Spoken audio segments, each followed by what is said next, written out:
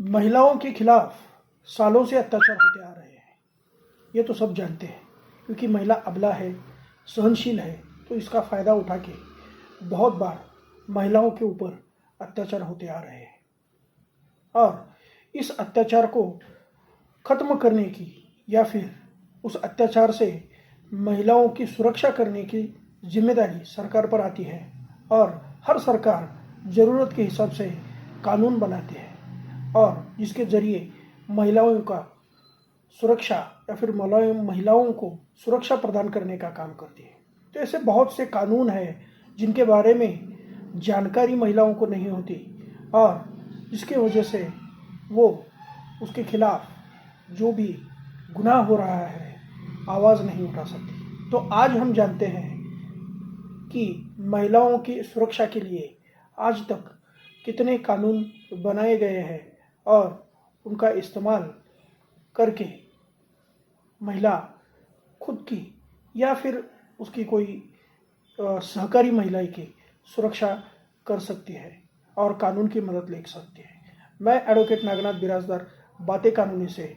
तो चलिए जानते हैं।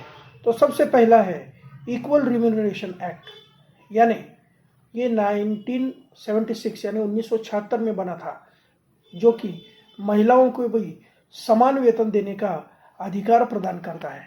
उसके बाद है medical termination of pregnancy act, यानी प्रेग्नेंट महिला अपने बच्चों का जो भी होने वाला बच्चा है उसकी सुरक्षा करने के लिए या फिर खुद की सुरक्षा करने के लिए, चाहे वो बच्चा चाहती है या ना चाहती हो, उसके बारे में जो भी अत्याचार आज तक होते आए हैं तो उसके खिलाफ आवाज़ उठाने के लिए या फिर उसके खिलाफ वो खुद की सुरक्षा करने के लिए ये कानून बनाया गया हो। उसके बाद है sexual harassment at work place, यानी जहाँ पर भी काम करती है तो वहाँ पे भी बहुत बार अत्याचार का सामना करना पड़ता है। उसमें लैंगिक शोषण है या अन्य किसी प्रकार के गुनाह उसके खिलाफ होते हैं, तो उसके खिलाफ आवाज़ उठाने के लिए ये sexual harassment of woman at work place 2013 में ये कानून बनाया गया है।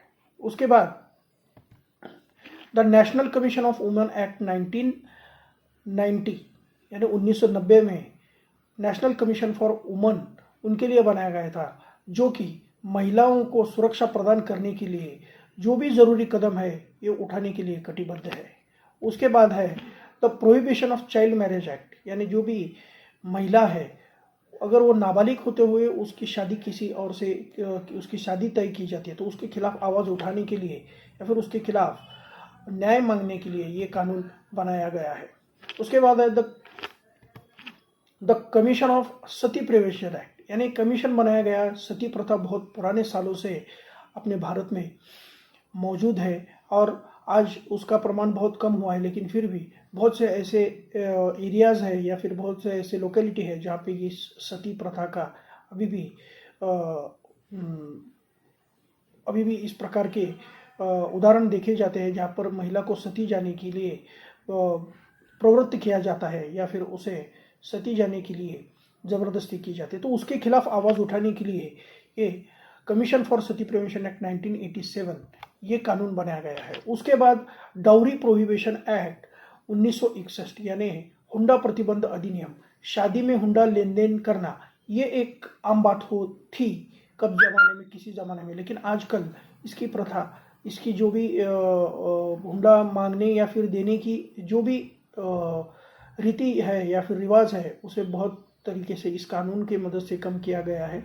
और आज भी लेकिन फिर भी बहुत जगह पर हुंडा लिया जाता है और दिया जाता है, तो उसके खिलाफ आवाज़ उठानी है तो इस कानून के तहत वो महिला अपना हक मांग सकती है या फिर उनके खिलाफ गुनाह दाखिल कर सकते हैं। उसके बाद इमोरल ट्रैफिक एक्ट, यानी अनैतिक व्यापार महिलाओं का शरीर संबंध के करने के लिए या फिर किसी और काम में लगाने के लिए। बहुत से ऐसे काम है जो महिला कर सकती है और उनका गैर इस्तेमाल करके उस काम को करवाने के लिए इन महिलाओं को उसमें बहुत से ऐसे कानून है, ऐसे गुनाह है जैसे वेश्या व्यवसाय है या फिर और कोई काम हो सकता है। तो ऐसे गुनाह के खिलाफ आवाज़ उठाने के लिए द इमोरल ट्रैफिक एक्ट 1956 यानी 1956 में बनाया गया था। उसके बाद है the indecent presentation of woman prohibition act. Indecent presentation मतलब महिलाओं का विभत्स प्रसारण करना या फिर महिलाओं को अश्लील तरीके से दिखाना, उसके लिए भी एक कानून है। उसके खिलाफ भी अगर किसी के खिलाफ ऐसे गुनाह हो किया गया हो तो उसके खिलाफ वो महिला आवाज़ उठा सकती है और उसके लिए कानून ये बनाया गया है, the indecent prohibition representation of woman prohibition act. उसके बाद है the Indian the maternity benefit act. मतलब मैटरनिटी जो कि प्रेगनेंसी है, जो कि महिलाओं को बहुत ही बड़ा निसर्ग ने या फिर भगवान ने दिया हुआ कह सकते हैं, एक ऐसा उनके ऊपर दायित्व है जिसके लिए उनको बहुत बड़ी तकलीफ सहनी पड़ती है और जिसके ऊपर ही ये अपना जो भी प्लेनेट है या फिर ये अपने जीवन चक्र है वो चलता है। जैसे कि बच्चे होना, फिर उसकी शादी होना, फिर बच्चे होना, तो ये जो साइकिल चलती है उसका बहुत बड़ा दायित्व महिलाओं के ऊपर है। तो उनके मैटरनिटी पीरियड में उनको क्या बेनिफिट देने चाहिए, मिलने चाहिए, उसके बारे में भी एक कानून है, द मैटरनिटी बेनिफिट एक्ट 1961। उसके बाद है protection of woman from domestic violence act. यानी शादी के बाद बहुत बार ऐसे देखा गया या फिर ऐसे बहुत से उदाहरण है कि जो बहुएं हैं उनको बहुत तकलीफ दी जाती है, शायद वो हुंडा या फिर डाउरी के लिए हो या फिर किसी और वजह से हो, जैसे कि तू पसंद नहीं है या फिर तुझे खाना बनाना नहीं आता या फिर ऐसे कोई बात है कि ऐसे कुछ भी हो सकता है कि तू ज़्यादा पढ़ी लिखी है या फिर तू बिल्कुल पढ़ी लिखी नहीं है। तो ऐसे जो भी मामलात है उसके बारे में अगर उसका आधार लेकर अगर कोई पति या फिर पति के रिलेटिव में जो भी घर वाले लोग हैं वो अगर उस औरत को तकलीफ देते हैं, उस पर अत्याचार करते हैं या फिर उसका छल करते हैं या फिर उसे तकलीफ देते हैं, तो उनके खिलाफ आवाज़ उठाने के लिए the protection of woman from domestic violence act ये एक कानून बनाया गया है। यानी उसे हम हिंदी में कह सकते हैं घरगुती हिंसाचार प्रतिबंध कानून, ऐसा कह सकते हैं। तो उसके खिलाफ आवाज़ उठाने के लिए ये कानून बनाया गया। तो ये थी एक शॉर्ट लिस्ट जो कि महिलाओं की सुरक्षा के लिए सरकार ने आज तक उठाए गए कदमों में है। और ऐसे बहुत से और कानून है, कलम है, धाराएं हैं जो कि आईपीसी भारतीय दंड संहिता 1860 में थी, लेकिन अब वो नया कानून आ गया भारतीय न्याय संहिता 2023। तो उसमें भी बहुत से ऐसे कानून है जो कि महिलाओं को सुरक्षा प्रदान करने का काम करते हैं, जो कि हिंसाचार के प्रतिबंध के लिए है। तो ये हो गई एक शॉर्ट लिस्ट जिसमें महिलाओं के कानून के बारे में जिक्र मैंने किया है और थोड़ी बहुत जानकारी देने की कोशिश की है। तो इसके बारे में अगर आपको अधिक जानकारी चाहिए तो मेरे इस चैनल को सब्सक्राइब कीजिए और ये चैनल को हर एक महिला के पास पहुंचाइए ताकि वो खुद की और किसी और ज़रूरतमंद महिला की मदद कर सके। और अगर आपको किसी सवाल है या फिर किसी के बारे में आपको सवाल पूछना है तो मुझे डायरेक्ट डीएम कर सकते हैं या फिर मुझसे इंस्टाग्राम पे आप मुझे मेरे नाम से सर्च करके फॉलो करके वहाँ पे भी मुझे मैसेज करके आप पूछ सकते हैं। मैं ज़्यादा से ज़्यादा आपको मदद करने की कोशिश करूँगा।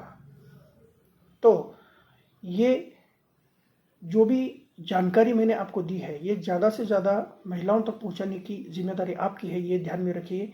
और मेरे इस चैनल को सब्सक्राइब कीजिए, फॉलो कीजिए और शेयर कीजिए तुम्हारे हर एक ग्रुप में या फिर हर एक कॉन्टैक्ट में, ताकि वो भी इसके बारे में जानकारी प्राप्त कर सके। और महिलाओं के बारे में मैं बहुत से ऐसे जो भी आजकल वातावरण में अलग अलग किस्म के गुनाह हो रहे हैं उसके बारे में भी बहुत से कानून हैं, तो उसके बारे में भी ज़्यादा से ज़्यादा जानकारी देने की मैं कोशिश करूँगा। और क्या सज़ा उस आरोपी या फिर उस गुनहगार को मिल सकती है उसके बारे में भी जो भी दुरुस्ती हुई है, जो भी अमेंडमेंट्स हुए हैं उसके साथ में मैं बताने की आपको कोशिश करूँगा।